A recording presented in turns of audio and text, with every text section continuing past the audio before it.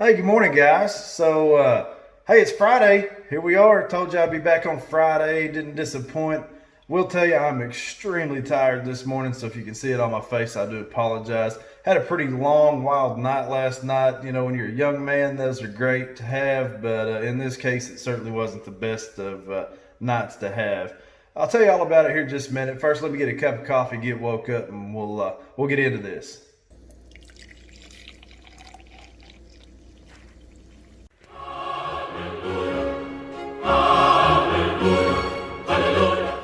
All right, guys, so let's talk about my wild, crazy night that I had last night. First off, I'll just show you what I got. You're wondering, why do you have a pee cup? I know I didn't take a drug test, or no, I'm not having to take one today from the result of last night. But I do have a 10-year-old son, fixing to be 11. His name is Cash. And, you know, like all good young boys, he's getting into fishing pretty heavy.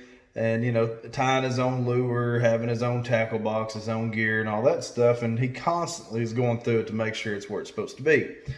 Well, last night he's making some crazy lures, you know, like top waters that sink and spinner baits with worm tails and all these weird concoctions that kids make.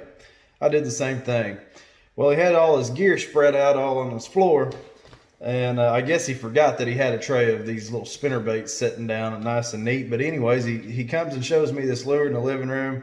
About 5 seconds later, I hear him holler, "Dad, help." So I go in there, and he had plopped down beside his tackle box to close it. Didn't realize he had a tray of spinner baits sitting by his floor. And as you can see, that red is bits of his pajamas that I had to cut off of his knee, as these were embedded deep down in his knee.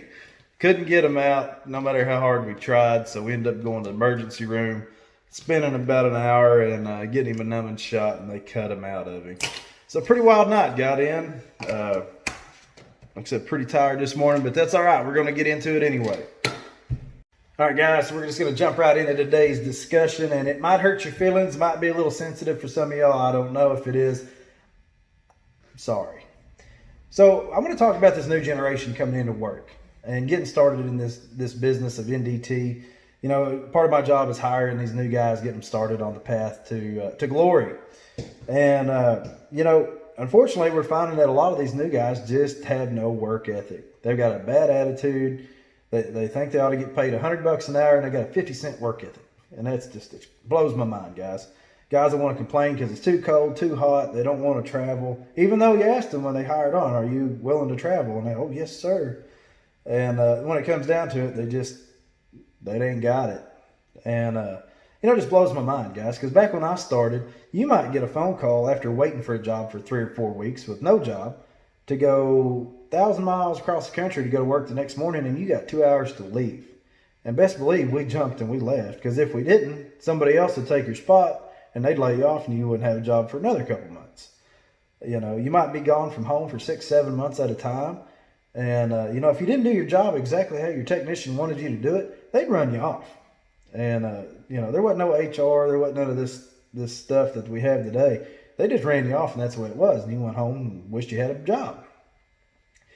And I think we're fixing to get back to those grassroots. With this slowdown, I really think that you're fixing to see a big weeding out of folks that have no work ethic, because nobody's going to work them. And those people that made a name for themselves, they're going to be the ones these companies start hiring back when things begin to pick up.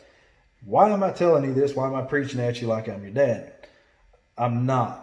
I just want to bring it to maybe some of these new guys' attention to, you know, think about how you're acting, you know, coming in. Especially you new guys, you know, you got to earn your stripes. You got to earn your name. We all did it. We all started at the bottom. Now we're here. And just work. I just can't stress that enough, guys. Make a good name for yourself. Have a good attitude. Be willing to go that extra mile. Good things will happen for you. All right? I'm going to get off my soapbox now. And but that's my message for today. All right, so I hope I didn't hurt nobody's feelings. And again, if I did, I'm sorry. But hey, sometimes you just got to hear the truth, okay? So that's going to be it for me for the week. Appreciate everybody taking the time to watch these videos. Hope you have a great weekend, and we will catch you next week. Y'all be safe. Bye.